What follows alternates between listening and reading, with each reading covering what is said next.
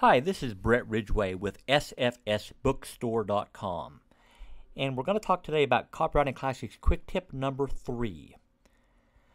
Claude Hopkins, one of the early masters of advertising and author of the book My Life in Advertising and Scientific Advertising, once said, quote, "We pick out what we wish to read by headlines, and we don't want those headlines misleading. The writing of headlines is one of the greatest journalistic arts.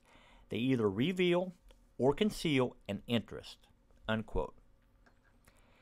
Further in his book, Claude Hopkins wrote, "The purpose of headlines is to pick out the people you can interest. You wish to talk to someone in a crowd, so the first thing you say is, 'Hey there, Bill Jones,' to get the right person's attention." David Ogilvy, author of the book Ogilvy on Advertising, said, "Headlines get 5 times the readership of the body copy. If your headline doesn't sell, you have wasted your money."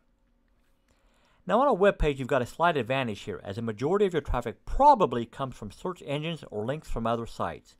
As a result, your prospect has already pre-qualified himself or herself by coming to your page. So now you've got them on your page. What now?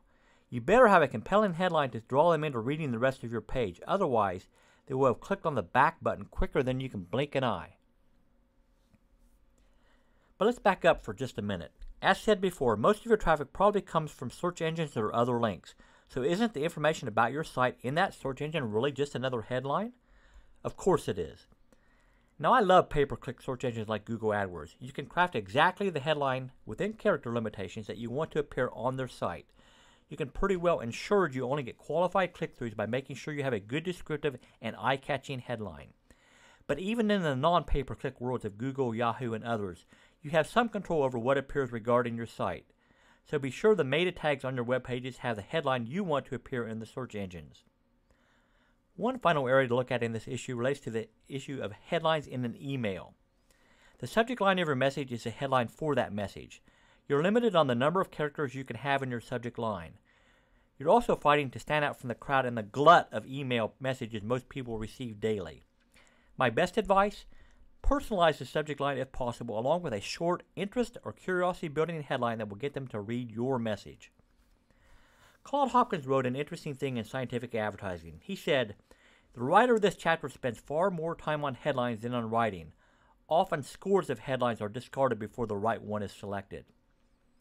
Further, he said, "For the entire return of an ad depends on attracting the right sort of readers. The best of salesmanship has no chance whatsoever unless we get a hearing." So if you want to get a hearing from your website visitors, make sure your headlines are worthy of that hearing. Your task? Number 1, look on the major search engines on your critical keywords at how your information appears. Figure out from where on your product page they're pulling the description they're using. Change as necessary to get a better description, quote, headline onto the search engine. Number 2, review the subject line of your email messages.